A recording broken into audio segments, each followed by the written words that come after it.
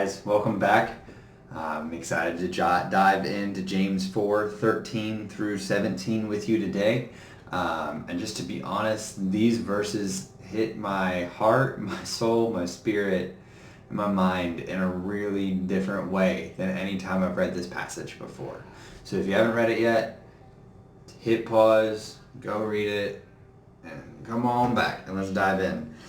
So James is talking about people who are boasting about tomorrow. Now listen to you who say, today or tomorrow we will go to this or that city and spend a year there and carry on business and make money. And he says this, why you don't even know what will happen tomorrow? What is your life? You are a mist that appears for a little while and then vanishes. Instead you ought to say, if it is the Lord's will, we will live and do this and do that.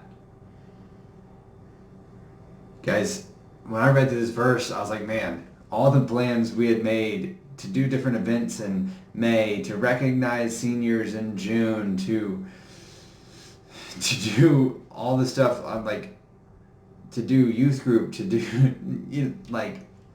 there's just so much that was planned out. Ashley was part of this thing called Uptick, and they had conferences, and when you just read through this verse, like how many of my plans did I make that I didn't exactly run before the Lord? I'm not saying necessarily all of that. Like I don't pray about youth group, but what I mean is like our vacations, our thoughts about where to go, where to be.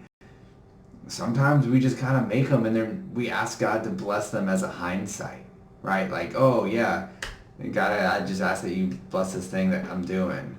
This verse is so much talking about what everything we do, we should pray about and seek the Lord's will for it. And that's a hard thing because I often don't always hear like the audible booming voice of God, but I have heard God speak. And so it means that we would have to move slowly. Instead of just jumping at everything and being able to go anywhere, anytime, and putting it before God and seeing what His will is for that situation. It might mean I don't always get exactly what I want, right? But if this pandemic has taught me anything, it's that everything can just go away. I mean, if you'd have told me a month ago that we would be out of school for months, that there would be offices more than 10 would be shut down, that people would be wearing masks and gloves at a grocery store. If you fell asleep a month ago and woke up today and you walked into a grocery store, you would think you were in a horror movie.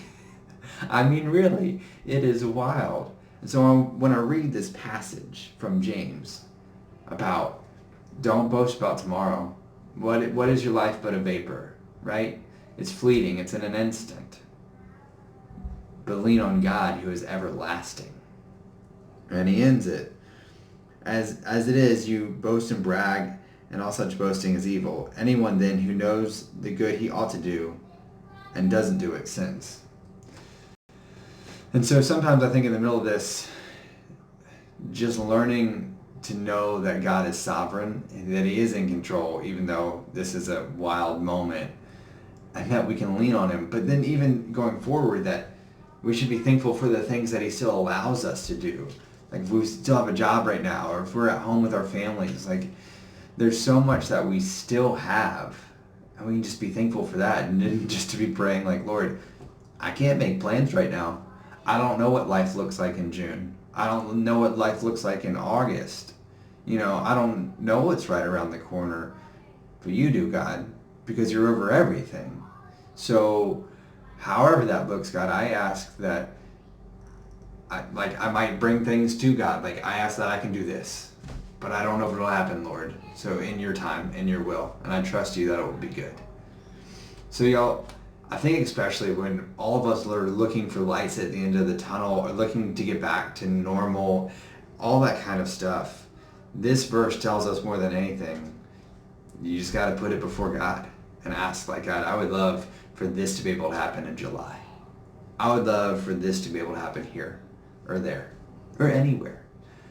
So guys, it's kind of a sombering verse again in James, but it's one that just reminds me, especially right now, that anything can happen in a snap, and that God is still in control, and that I need to put my plans and thoughts before Him much more often. Grace and peace, Mount Vernon family.